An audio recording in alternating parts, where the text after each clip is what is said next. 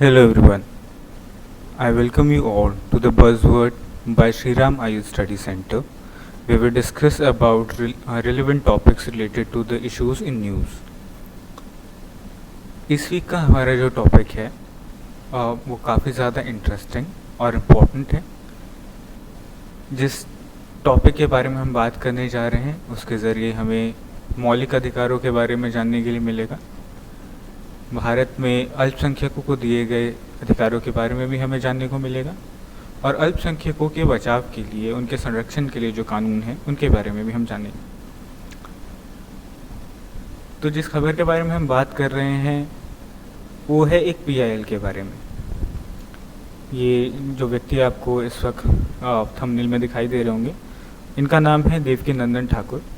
ये मथुरा बेस्ड एक धर्मगुरु हैं और इन्होंने सुप्रीम कोर्ट ऑफ इंडिया में एक PIL पिटीशन दायर करी है और उसमें इन्होंने मांग की है कि सरकार सेक्शन 2A और section 2C, section 2A of national minority commission act 1992 और section 2F of national commission for minority educational institution act 2004, इससे कोर्ट अनकॉन्स्टिट्यूशनल डिक्लेयर करे, 10 नल एंड वॉइड डिक्लेयर करे. साथ में केंद्र के पास से जो माइनॉरिटी कम्युनिटी, किसी भी कम्युनिटी को डिजिग्नेट करने का अधिकार है वो केंद्र के पास से हटाकर ज़िला स्तर पे कर दिया जाए, राज्य सरकारों के पास दिया जाए. ये इनकी डिमांड है. इन्होंने अभी परसों हियरिंग हुई थी 18 जुलाई को. आज के वीडियो में हम जानेंगे कि हियरिंग में क्या हुआ है, एग्जैक्टली ये केस क्या है. और आगे बढ़ने से पहले हम पहले देख लेते हैं कि इस वीडियो में क्या क्या कवर करेंगे. हम पहले कवर करेंगे कि न्यूज़ में एग्जैक्टली हुआ क्या है, पिटीशन में इन्होंने कोर्ट में क्या कहा है और कोर्ट ने इसके जवाब में क्या कहा है. इसे हम ब्रीफ में पहले न्यूज़ सेक्शन में देखेंगे. उसके बाद जैसा कि मैंने पहले बताया, इन्होंने नेशनल माइनॉरिटी कमीशन एक्ट 1992 और national commission for minority educational institutions act 2004 इनमें बदलाव की अपील की है. हमें ये भी जानेंगे कि ये दोनों एक्ट हैं क्या, और उसके बाद हम देखेंगे कि आर्टिकल 14, 15, 21, 29 और 30 भारत की संविधान की आर्टिकल 14, 15, 21, 29 और 30 आखिर ये क्या कहते हैं. हम इसके बारे में यहाँ पर जानना इसलिए रेलेवेंट होगा क्योंकि इन्होंने केस में जो बातें कही हैं अपने पिटीशन में, उसमें इन्होंने इन आर्टिकल्स का भी जिक्र किया है. उसके बाद हम जानेंगे अश्विनी उपाध्याय बनाम यूनियन ऑफ इंडिया. इस केस में क्या हुआ था, ये केस किस तरीके से इस केस से रिलेटेड है, कैसे रिलेवेंट है, और उस केस में भारत सरकार ने सर्वोच्च न्यायालय में क्या हल्फनामा जारी किया था. उसके बाद हम अंत में देखेंगे कि सुप्रीम कोर्ट ने इसके ऊपर परसों आखिर क्या कमेंट किया. So, the Supreme Court is hearing a petition filed by Mathura-based Devkinandan Thakur.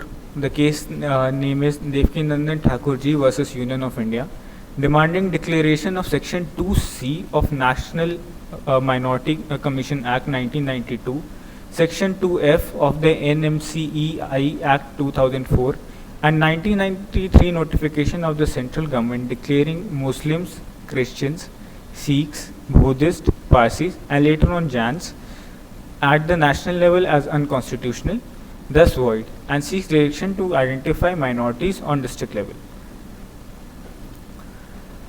तो इन्होंने जैसा मैंने वीडियो की स्टार्टिंग में बताया कि इन्होंने section 2C of NMC act 1992 और section 2F of NMCEI act 2004 को नल एंड वॉइड करने की बात कही है, और साथ में 1993 के नोटिफिकेशन जिसके तहत भारत सरकार ने मुस्लिम, क्रिश्चियन, सिख, बुद्धिस्ट और पारसीस को इनिशियली और बाद में उसके बाद जैन्स को माइनॉरिटी कम्युनिटीज़ भारत में डिक्लेयर किया था, उसे नल एंड वॉइड डिक्लेयर करने की मांग की है.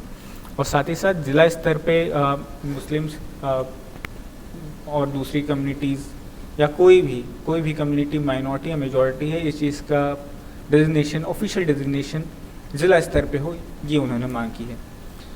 इनकी जो कंप्लेंट थी उसके तहत इनका ये कहना है कि कई राज्यों में डेमोग्राफिक कंडीशन ऐसी है कि नेशनल लेवल पे जो समुदाय या जिस धर्म के लोग माइनॉरिटी पे हैं, माइनॉरिटी में काउंट किए जाते हैं, वो कुछ राज्यों और कुछ यूनियन टेरिटरीज़ में वो मेजॉरिटी फॉर्म करते हैं, और जो लोग जो कम्युनिटी इंडिया में मेजॉरिटी फॉर्म करती है, जैसे हिंदू मेजॉरिटी फॉर्म करते हैं, रफली 80% के आसपास है 2011 सेंसस के हिसाब से, तो वो लोग उन कुछ राज्यों में माइनॉरिटी की कंडीशन में हैं क्योंकि उनका प्रोपोर्शन पॉपुलेशन में कम है। तो इनकी मांग है कि ऐसे राज्यों में जहाँ पे हिंदू बहुसंख्यक नहीं है, अल्पसंख्यक है, वैसे राज्यों में अल्पसंख्यकों को माइनॉरिटी रिलीजियस माइनॉरिटी कम्युनिटीज़ को जो भी अधिकार भारतीय संविधान के अनुच्छेद नंबर 29 और 30 आर्टिकल 29 और 30 के तहत जो प्रोटेक्शन माइनॉरिटी कम्युनिटीज़ को दिए गए हैं, जो बेनिफिट्स माइनॉरिटी कम्युनिटीज़ के लिए रिजर्व्ड हैं, वो चीज़ें हिंदूज़ को और उन हिंदूज़ के साथ जुडाइज़म और बहाइज़म फॉलो करने वाले लोगों को भी दिए जाए। The petition complains that the followers of Judaism, Bahaism and Hinduism who are the real minorities in Ladakh, Mizoram, Lakshadweep, Kashmir, Nagaland, Meghalaya, Arunachal Pradesh, Punjab and Manipur cannot establish and administer educational institution of their choice because of non-identification of minority at state level, thus jeopardizing their basic rights guaranteed under Article 14, 15, 21, 29 and 30. तो इनकी मांग है कि जैसा कि article 30 के तहत जो माइनॉरिटी कम्युनिटीज़ डिग्निटी जाती हैं, उन्हें अधिकार है कि वो अपने अलग से एजुकेशनल इंस्टीट्यूशन खोल सकते हैं और उन्हें अपने अनुसार मैनेज कर सकते हैं और एडमिनिस्टर कर सकते हैं। इनका ये कहना है कि क्योंकि हिंदू इन राज्यों में माइनॉरिटी के तौर पर डिजिग्नेटेड नहीं है, जहाँ पे वो माइनॉरिटी हैं, उन राज्यों में उनके हिंदूज़ के पास चॉइस नहीं है कि वो अपनी इंस्टीट्यूशंस खोले और उन इंस्टीट्यूशंस को उस तरीके की ऑटोनॉमी मिलेगी जिस तरीके से बाकी माइनॉरिटी इंस्टीट्यूशंस को मिलती है। क्योंकि हिंदूज़ माइनॉरिटी के तौर पर डिजिग्नेटेड नहीं है, उन्हें भारत सरकार ने माइनॉरिटी का दर्जा नहीं दिया हुआ है, इस वजह से।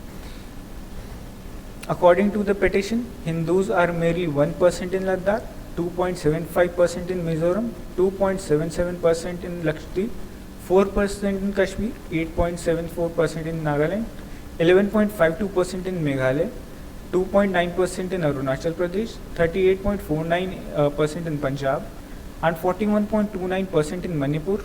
But central government has not declared them minority because of which, despite being a minority communities in this state, Hindus are not protected under Article 29 and 30 of the Constitution, जैसा कि हमने भी डिस्कस करा था। अब सर्वोच्च न्यायालय ने इसके ऊपर क्या कहा है? हम इसके बारे में डिटेल में आगे डिस्कस करेंगे, पर उससे पहले हम कुछ बातें जान लें कि कोई पहला मामला नहीं है जहाँ पे ये बात आई हो। इससे पहले भी 2007 में TMA pi versus Karnataka state of Karnataka का एक केस सुप्रीम कोर्ट में आया था, जिसमें सिमिलर क्वेश्चंस हुए थे, जिसमें TMA पाई एक कोई नॉन गवर्नमेंट ऑर्गेनाइजेशन है जो कि माइनॉरिटी इंस्टीट्यूशन चलाती हैं। तो उनको लेके केस दायर किया गया था, जिसमें TMA पाई का जो फाउंडेशन है उनका ये सवाल था सुप्रीम कोर्ट के सामने कि राज्य सरकार हमें अपने मापदंडों, अपने स्टैंडर्ड्स और कानूनों के हिसाब से चलने के लिए कह रही है, बल्कि आर्टिकल 30 हमें अधिकार देता है कि हम जो इंस्टीट्यूशंस खोल रहे हैं वो हम अपने अनुसार से चलाएं, अपने तरीके से उनका मैनेजमेंट करें। कौन लोग एडमिशन लेंगे, उसके क्या क्राइटेरियाज होंगी, किस तरीके से पढ़ाया जाएगा और क्या चीज़ें पढ़ाई जाएंगी, उसका ऑटोनॉमी हमें मिला हुआ आर्टिकल 30 के तहत। इसीलिए स्टेट गवर्नमेंट इंटरफेयर नहीं कर सकती। तो सुप्रीम कोर्ट ने उस टाइम ये जजमेंट में लिखा था, जिसमें उन्होंने कहा था कि माइनॉरिटी कम्युनिटीज़ का डिजिग्नेशन स्टेट के बेसिस पे होना चाहिए। स्टेट की आबादी में पॉपुलेशन किस कम्युनिटी की कितनी है, कौन लोग सच में माइनॉरिटी में है, रिगार्डलेस ऑफ द फैक्ट कि वो मेजॉरिटी में नेशनल लेवल पे हैं, हमें राज्य के स्तर पे माइनॉरिटीज़ को डिजिग्नेट करने की ज़रूरत है। सुप्रीम कोर्ट ने उस टाइम ये कहा था। और उसके बाद जिस केस का मैंने स्टार्टिंग में जिक्र किया था, अश्विनी उपाध्याय बनाम भारतीय संघ, उसमें भी यही चीज़ हुई थी। उसमें भी सिमिलर बातें हुई थी, जहाँ पे सेंट्रल गवर्नमेंट ने भी उस केस में ये कहा था कि भारत सरकार के पास तो ये शक्ति है ही है कि वो किसी कम्युनिटी को माइनॉरिटी कम्युनिटी डिक्लेयर करें, साथ साथ राज्य सरकारों के पास भी है। तो वैसी ही बातें इनडायरेक्ट तरीके से सुप्रीम कोर्ट ने इस दोबारा 18 तारीख को भी कही, जिसमें सुप्रीम कोर्ट ने इम्प्लिसिटली ये कहा कि जो भी कम्युनिटी जिस भी राज्य में माइनॉरिटी है, रिगार्डलेस कि उन्हें भारत सरकार ने नोटिफाई किया है या नहीं माइनॉरिटी कम्युनिटी के तौर पे, वो इनहेरेंटली उनके पास राइट है कि वो आर्टिकल 29 और 30 के तहत अपने इंस्टीट्यूशंस खोल सकते हैं, उन्हें चला सकते हैं। और आर्टिकल 29 और 30 के तहत जो भी प्रोटेक्शंस उन्हें मिली हुई हैं वो inherently by the virtue of being the minority in the state they owe it. तो ये बात कोर्ट ने इनडायरेक्टली कही है। कैसे कही है उसके बारे में हम आगे देखेंगे। Court has also observed that every person in India can be a minority in one state or the other. Minority status of religious and linguistic communities is state dependent. ये पहली बार नहीं है जो सुप्रीम कोर्ट ने ऐसा कहा है, इससे पहले भी सुप्रीम कोर्ट कह चुका है और इस बार दोबारा ये बात हुई है। स्टेट डिपेंडेंट होने की बात कही है कि राज्य के स्तर पे माइनॉरिटी या मेजॉरिटी पाया जाता है, क्योंकि अगर कोई व्यक्ति हो सकता है कि एक राज्य में मेजॉरिटी कम्युनिटी से आता हो, दूसरे राज्य में ज़रूरी नहीं है कि मेजॉरिटी कम्युनिटी से, वो वहाँ पे माइनॉरिटी हो जाएगा। वैसी कंडीशन में आर्टिकल 29 और 30 उसके पास इनहेरेंट राइट है कि वो आर्टिकल 29 और 30 की जो प्रोटेक्शंस और बेनिफिट्स हैं उसे वो क्लेम कर सकें। तो हमने अभी स्टार्टिंग में देखा था कि इस केस में देवकीनंदन ठाकुर जी ने section 2C of NMC act 1992 और section 2F of NMEI act 2004 इन दोनों को नल एंड वॉइड डिक्लेयर करने की मांग की है। अब हम ये जानेंगे कि NMC एक्ट और national commission for minority education institutions act 2004 है क्या। पहले हम आते हैं NMC एक्ट 1992 पे। NMC एक्ट 1992 के तहत एक स्टैचुरी बॉडी बनाने की बात की गई थी इस एक्ट जब ये बिल था उस टाइम, कि भारत सरकार के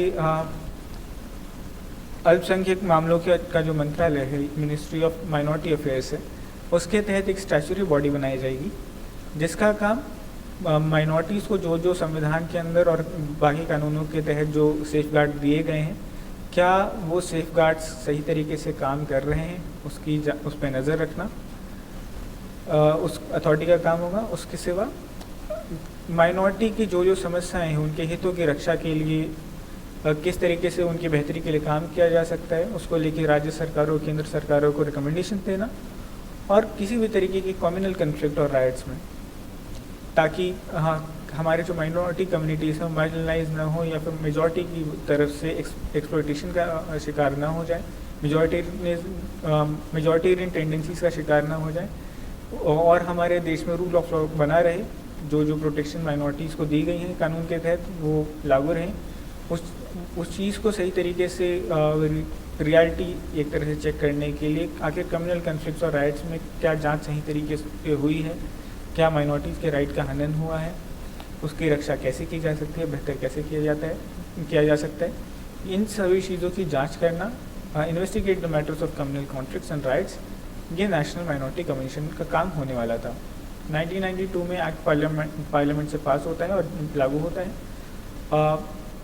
अब इस एक्ट में सेक्शन 2C के तहत सेक्शन 2 डेफिनेशंस का है और सेक्शन 2 के सब क्लॉज C के तहत माइनॉरिटी कम्युनिटी को परिभाषित किया गया है कि माइनॉरिटी कम्युनिटी कौन सी कम्युनिटीज़ हैं। तो इस सेक्शन के तहत माइनॉरिटी कम्युनिटीज़ वैसी कम्युनिटीज़ हैं जिन्हें भारत सरकार एक अधिसूचना के तहत एक नोटिफिकेशन के थ्रू माइनॉरिटी कम्युनिटी के तौर पर डिजिग्नेट करती हैं। यानी केंद्र सरकार के पास ये शक्ति है कि वो किसी कम्युनिटी को माइनॉरिटी कम्युनिटी के तौर पे डिजिग्नेट कर सकती है। Following the enactment of the act, the Union government through the Ministry of Minority Affairs released a notification declaring Muslims, Christians, Sikh, Parsis, Buddhists as religious minorities. 1992 में act लागू होता है। 1993 में भारत सरकार एक अधिसूचना जारी करती है जिसमें उसने अल्पसंख्यक कौन से रिलीजियस ग्रुप्स अल्पसंख्यक हैं उनकी लिस्ट जारी की, जिसमें उन्होंने मुस्लिम्स को, क्रिश्चियंस को, सिख को, पारसी और बुद्धिस्ट को उन्हें अल्पसंख्यक का दर्जा दिया गया। अब समस्या यहाँ पे ये है कि जिन कम्युनिटीज़ को दर्जा दिया गया, भारत सरकार ने इन कम्युनिटीज़ को दर्जा भारत की जनसंख्या के आधार पर दिया था, ना कि किसी राज्य या ज़िले की जनसंख्या के आधार पर। भारत की जनसंख्या के प्रपोर्शन में देखिए तो ये कम्युनिटीज़ डेफिनेटली माइनॉरिटी हैं, लेकिन कुछ राज्यों में ये कम्युनिटीज़ मेजॉरिटी में हैं। जैसे कश्मीर में कश्मीर और लक्षद्वीप में मुस्लिम्स आपको मेजॉरिटी में मिलेंगे। ठीक उसी तरह आपको नॉर्थ ईस्ट में, नागालैंड में, त्रिपुरा में, मिज़ोरम में, इन राज्यों में क्रिश्चियंस आपको मेजॉरिटी में मिलेंगे। पंजाब सभी जानते हैं सिख वहाँ मेजॉरिटी में है, और बुद्धिस्ट भी आपको अरुणाचल और साथ में लद्दाख में मेजॉरिटी में मिलेंगे। ऐसे में पिटिशन का आर्ग्यूमेंट यही है, पिटिशनर का आर्ग्यूमेंट यही है कि ऐसे में ये माइनॉरिटी कम्युनिटीज़ किसी स्टेट में मेजॉरिटी होते हुए भी इन्हें आर्टिकल 29 और 30 का प्रोटेक्शन इन्हें प्राप्त है। ये मेजॉरिटी कम्युनिटी होने के बाद भी इन्हें कानूनी संरक्षण प्राप्त है, बल्कि जो कम्युनिटीज़ वहाँ सच में माइनॉरिटी हैं उन्हें वो संरक्षण प्राप्त नहीं है। उन्हें वो बेनिफिट जो आर्टिकल 30 के दिए गए हैं अपने एजुकेशन इंस्टीट्यूशंस खोलने के और अपने हिसाब से चलाने के, वो उन्हें वहाँ पे प्राप्त नहीं है। और जिस वजह से पिटिशनर के अनुसार आर्टिकल 14, 15, 21, 29 और 30 इनका उल्लंघन हो रहा है, इनका हनन हो रहा है। बाद में एक और चीज़ मैं इसमें ऐड ऑन कर दूं कि जिन 5 कम्युनिटीज़ को नोटिफाई उस टाइम किया गया था, साल 2014 में फिर एक नोटिफिकेशन जनवरी के महीने में भारत सरकार ने रिलीज़ की, जिसमें जैन्स को भी माइनॉरिटी में जोड़ा गया। ये तो हुई एनएमसी एक्ट 1992 की बात। इसके बाद अब बात आती है national commission for minority educational institutions act, NCMI act 2004। 2004 में ये एक्ट लागू गया था। इसका भी उद्देश्य एक स्टैच्यूटरी बॉडी बनाना था, जिसका काम माइनॉरिटी इंस्टीट्यूशंस जो हैं उनको जो सेफ गार्ड्स संविधान के तहत आर्टिकल 30 के तहत प्राप्त हैं, आर्टिकल 30 के तहत जो संरक्षण उन्हें मिले हुए हैं कि अपने हिसाब से माइनॉरिटी कम्युनिटीज़ अपने संस्थाएं चला सकती हैं, अपने हिसाब से मैनेज कर सकती हैं, वो किस तरीके से की शिक्षा देना चाहते हैं वो दे सकते हैं, अगर वो कोई धार्मिक चीज़ भी पढ़ाना चाहते हैं, अपने प्रिंसिपल्स कल्चर्स पढ़ाना चाहते हो पढ़ा सकते हैं। इसका संरक्षण आर्टिकल 30 के तहत मिला हुआ है। अब आर्टिकल 30 ने संरक्षण तो दे दिया, लेकिन इस संरक्षण को लागू कौन करेगा? ये भी हो सकता है ना कि आर्टिकल 30 ने आपको संरक्षण दिया कि आप अपना रिलीजियस इंस्टीट्यूशन खोल सकते हैं, एजुकेशन इंस्टीट्यूशन खोल सकते हैं। किसी ने इंस्टीट्यूशन खोला, कुछ समय बाद भारत सरकार उसे टेक ओवर करने आती है कि अब ये केंद्रीय विश्वविद्यालय या केंद्रीय स्कूल होगा, जैसे कि जामिया मिल्लिया इस्लामिया केंद्रीय यूनिवर्सिटी है, पर वो माइनॉरिटी इंस्टीट्यूशन भी है। माइनॉरिटी टेक ओवर कर लेती है और उसके ऊपर वो आर्टिकल 30 के ही सब क्लॉज 1 का उल्लंघन करते हुए ये कहती है कि आप जो है अब माइनॉरिटी वाली जो आपको अधिकार आर्टिकल 30 के तहत मिले थे कि आप अपने हिसाब से एडमिनिस्ट्रेट करेंगे, वो नहीं चलेगा। जिस तरह बाकी देश में सरकारी विश्वविद्यालय चल रहे हैं उस हिसाब से आप विश्वविद्यालय चलाएंगे। आप यहाँ पे इस माइनॉरिटीज़ को कोई स्पेशल प्रेफरेंस नहीं मिलेगा, ना ही उनके कल्चर को यहाँ प्रमोट किया जाएगा। तो ऐसी परिस्थिति में एक स्टैच्यूटरी बॉडी होनी चाहिए जो कि इन चीज़ों का ध्यान रखे। आर्टिकल में तो हमने डाल दिया, आर्टिकल 30 में डाल दिया, आर्टिकल 30 के सब क्लॉज 1 सब बाद में फिर 44th अमेंडमेंट में सब क्लॉज 1A भी डाला गया, उस पर भी हम आएंगे। आपने डाल दिया, लेकिन उसे इनैक्ट कैसे करेंगे? वॉच डॉग होना चाहिए। तो उसके लिए national commission for minority education institution 2004 में बनाए गए, जिसका काम मैं एक बार रीड कर देता हूँ। Enacted in 2004, this act constituted a statutory body, National Commission for Minority Educational Institutions, under the Union of Minority Affairs to protect and safeguard education institutions which are established by religious minorities in India. And one very important thing, linguistic minorities do not come under the ambit of this act. जो भाषाई आधार पे जो groups, social groups minority में हैं, उनके institution इस act के तहत प्रोटेक्टेड नहीं हैं। National commission for minority educational institutions केवल और केवल रिलीजियस माइनॉरिटी के एजुकेशनल इंस्टीट्यूशंस के लिए है। इसका सब क्लॉज 2F भी सेम बात करता है जिस तरह NMC एक्ट टू 1992 का सब क्लॉज 2C ने माइनॉरिटी को डिफाइन किया है, ठीक वही डेफिनेशन यहाँ भी है कि केंद्र सरकार के नोटिफिकेशन के तहत जो माइनॉरिटीज़ होंगे केवल उन्हें ही माइनॉरिटी का दर्जा दिया जाएगा, उन्हें ही माइनॉरिटी माना जाएगा। सो पिटिशनर की मांग ये है कि इन दोनों सब क्लॉज को सेक्शन 2C और 2F दोनों एक्ट्स के इन्हें null and void unconstitutional declare किया जाए, क्योंकि इसकी वजह से एक तो फेडरल स्ट्रक्चर का नुकसान हो रहा है कि एक केवल केंद्र सरकार बताएगी, डिक्टेट करेगी कि कौन माइनॉरिटी कम्युनिटीज़ हैं। दूसरा, इनकी वजह से जो कम्युनिटीज़ स्टेट लेवल पर माइनॉरिटी में हैं उन्हें आर्टिकल 29 और 30 का फ़ायदा नहीं हो रहा, जिस वजह से उनके फंडामेंटल राइट्स, कुछ फंडामेंटल राइट्स का जिक्र उन्होंने करा है, उसका हनन हो रहा है। तो अभी मैंने फंडामेंटल राइट्स की बात करी, तो हम ये भी देख लेते हैं जल्दी से कि आर्टिकल 15, 21, 29 और 30 क्या कहते हैं। इससे पहले हम फंडामेंटल राइट्स कितने होते हैं ये भी हम जान लेते हैं। भारत के संविधान के तहत भारत के नागरिकों को 6 फंडामेंटल राइट्स दिए गए। राइट टू इक्वालिटी, समता का अधिकार, आर्टिकल 14 to 18 में कवर है। राइट टू फ्रीडम, आर्टिकल 19 और 22 में कवर्ड है। राइट अगेंस्ट एक्सप्लॉयटेशन, आर्टिकल 23 और 24 में कवर्ड है। Right to freedom of religion, article 25 to 28। Cultural and educational rights, article 29 to 30। Right to constitutional remedies, article 32। तो petitioner के अनुसार जिन राइट्स का उल्लंघन हो रहा है वो राइट्स कौन से हुए? राइट टू इक्वालिटी का उल्लंघन हो रहा है, साथ में राइट टू फ्रीडम का उल्लंघन हो रहा है, साथ में कल्चरल और एजुकेशनल राइट्स का उल्लंघन हो रहा है, और इसके सिवा भी उन्होंने एक और एक्ट का जिक्र करा है, वो मैं आगे आपको बताऊंगा। पहले हम देख लेते हैं आर्टिकल 14 क्या कहते हैं। आर्टिकल 14 के तहत कानून के सामने, राज्य के सामने सभी नागरिक बराबर हैं। ठीक है, बस यही मतलब है आर्टिकल 14 का। दूसरा, article 15 prohibition of discrimination, article 15 भी सिमिलर है लेकिन ये प्रोहिबिट करता है डिस्क्रिमिनेशन को। आर्टिकल 14 कहता है कि सभी कानून के आगे बराबर हैं, राज्य किसी के साथ भेदभाव नहीं करेगा। आर्टिकल 15 कहता है कि किसी भी तरीके का भेदभाव वर्जित है भारत में। Article 21, right to life, right protection of life and personal liberty, no person shall be deprived of his life और personal liberty except according to procedure established by law। Article 29 और आर्टिकल 30।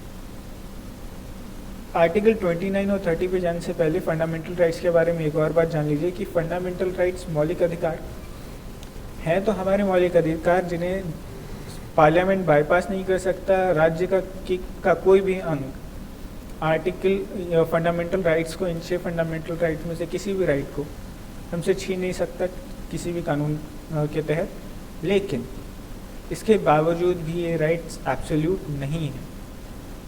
इन राइट्स को कुछ grounds हैं जिनके तहत इन्हें राज्य आपसे ले सकता है, इन्हें कैंसिल किया जा सकता है, कटेल किया जा सकता है।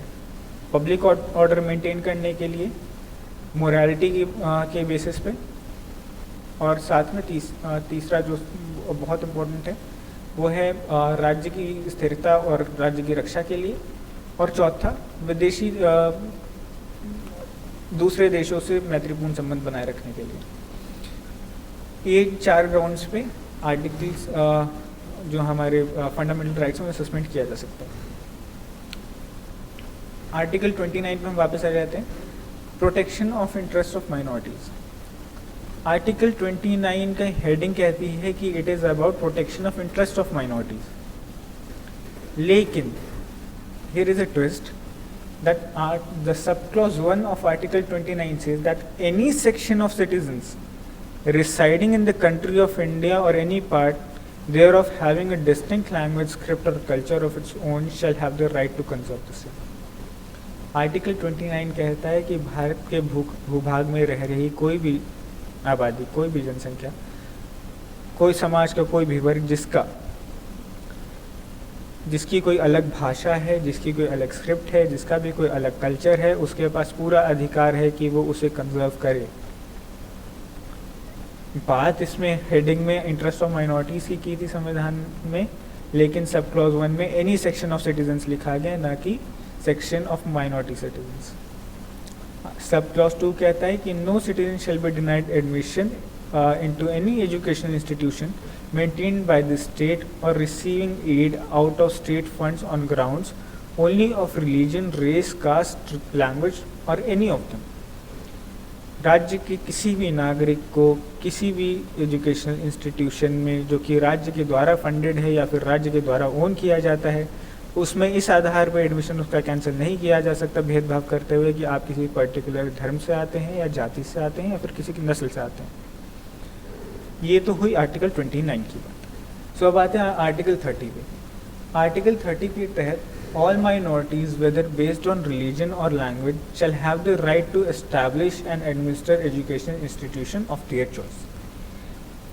आर्टिकल 30 के सब क्लॉज 1 के तहत भारत के सभी माइनॉरिटी कम्युनिटीज़, चाहे वो लिंग्विस्टिक हो या फिर रिलीजियस हो, उनके पास पूरा अधिकार है कि वो अपने एजुकेशनल इंस्टीट्यूशंस खोलें, अपने हिसाब से उन्हें चलाएं।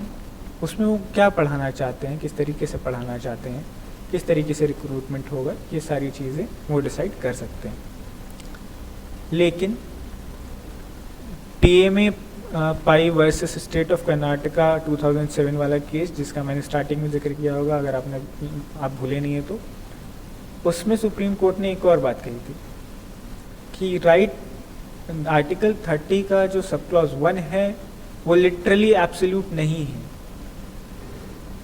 आप कोई भी कम्युनिटी अपने हिसाब से आप इंस्टीट्यूशंस खोल सकते हैं, अपने हिसाब से आप चला सकते हैं, लेकिन राज्य के द्वारा सेट किए गए कुछ स्टैंडर्ड्स को, रिक्रूटमेंट प्रोसीजर्स को आपको मीट करना होगा। जैसे अगर आपने कोई प्रोफेशनल एजुकेशन इंस्टीट्यूशन खोला है तो वैसी कंडीशन में और भारत में ये नॉर्म है या रूल है कि केवल एक कोई पर्टिकुलर एग्जामिनेशन है सेंट्रलाइज, उसके तहत ही आप बच्चे ले सकते हैं, तो आप उसी एग्जामिनेशन के तहत ही बच्चे लेंगे, आप अपना अलग से एग्ज़ाम नहीं ले सकते। जैसे अगर आपको मेडिकल के लिए का, मान लीजिए आपका मेडिकल कॉलेज है, माइनॉरिटी इंस्टीट्यूशन है, अगर उसमें आपको एडमिशन लेना है तो आप नीट के थ्रू ही ले सकते हैं। अगर सरकार ने नियम बनाया हुआ है कि नीट के थ्रू ही एडमिशन हो, ताकि स्टैंडर्ड ऑफ एजुकेशन मेंटेन हो सके।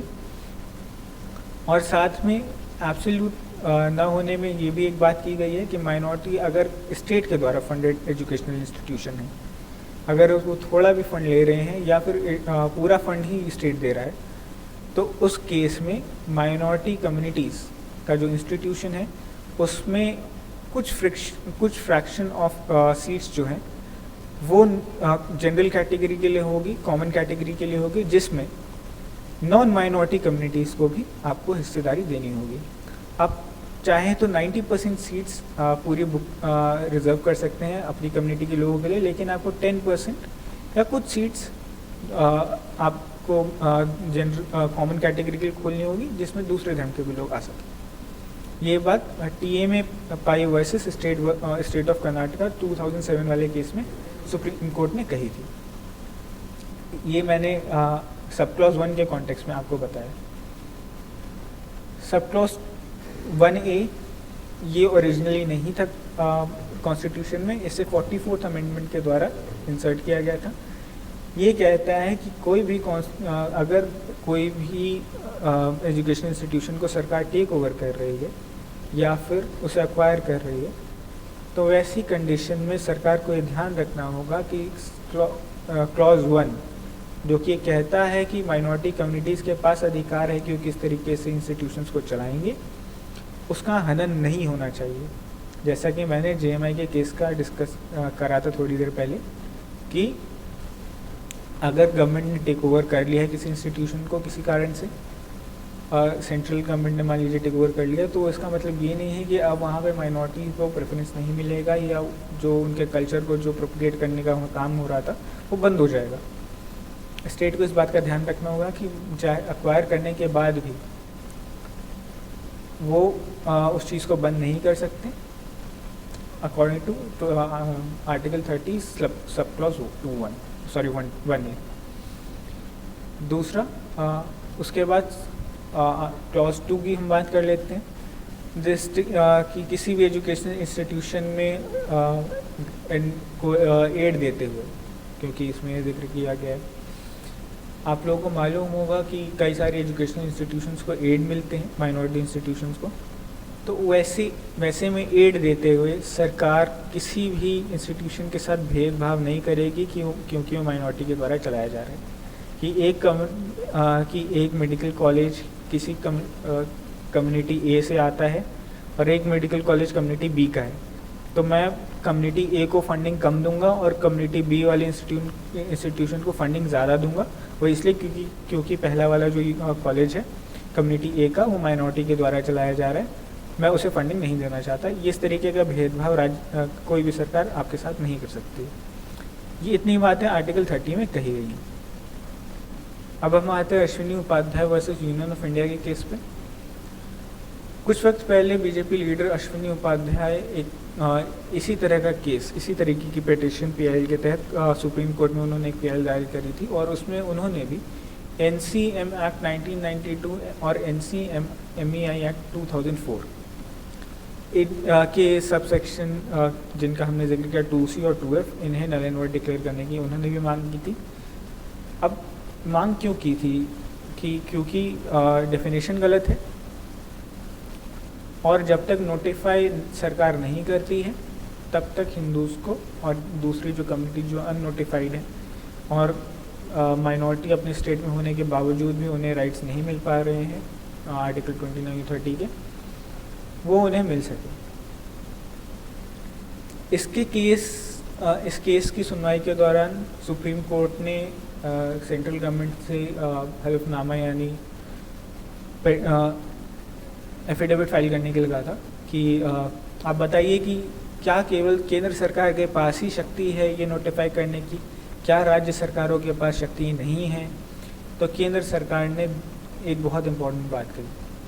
केंद्र सरकार ने कहा कि आर्टिकल 246 संविधान का article 246 which covers concurrent list, उसका एंट्री नंबर 20 कहता है कि इकोनॉमिक और सोशल प्लानिंग का जो सब्जेक्ट है वो भारत सरकार और राज्य सरकारों दोनों के पास है। इसीलिए अगर कोई राज्य सरकार इकोनॉमिक और सोशल अपलिफ्टमेंट किसी कम्युनिटी की चाहती है, किसी माइनॉरिटी कम्युनिटी की चाहती है अपने राज्य में, तो इस हिसाब से उसके पास पूरी शक्ति है कॉन्करेंट लिस्ट के तहत आर्टिकल 246 के तहत कि वो भी भारत सरकार के साथ साथ वो भी अपनी अलग नोटिफिकेशन अपने राज्य में कौन माइनॉरिटी है उसकी जारी कर सकते हैं। ये केंद्र सरकार ने एफिडेविट में कहा था। लेकिन इतना कहने के कुछ टाइम बाद केंद्र सरकार ने यू टर्न लेते हुए इस एफिडेविट को वापस ले लिया और सुप्रीम कोर्ट में ये कहा कि हम किसी तरीके का कन्फ्यूजन क्रिएट नहीं करना चाहते, इसीलिए सुप्रीम ऑनरेबल कोर्ट हमें थोड़ा समय दे ताकि हम अलग अलग राज्य सरकारों से एक बार कंसल्ट करें और उसके बाद हम किसी नतीजे पे पहुंच के सुप्रीम कोर्ट में दोबारा हम आएंगे और एफिडेविट फाइल करेंगे और दोबारा सुनवाई होगी। इसके लिए सेंट्रल गवर्नमेंट ने समय मांगा था और अभी अगस्त में इसकी हियरिंग लिस्टेड है। सो ये बात हुई थी Ashwini Upadhyay versus union of India के केस में। यानी एक चीज़ तो क्लियर हो गई, अगर हम TMA pi versus state of Karnataka वाले केस को देखें और सेंट्रल गवर्नमेंट के स्टैंड को देखें कि राज्यों के पास क्षमता है कि वो नोटिफाई करें कि माइनॉरिटी कौन है और उन्हें एजुकेशनल इंस्टीट्यूशन और जो दूसरे प्रोटेक्शन और बेनिफिट्स प्रोवाइडेड हैं आर्टिकल 29 और 30 के तहत वो उन्हें प्रोवाइड करें। अब हम आते हैं कि जिस केस की हम बात कर रहे हैं Devki Nandan Thakur versus union of India, इस केस की सुनवाई जब परसों हुई 18 जुलाई को, तब सुप्रीम कोर्ट ने क्या कहा? सुप्रीम कोर्ट ने मोटा मोटी 3 बातें कही।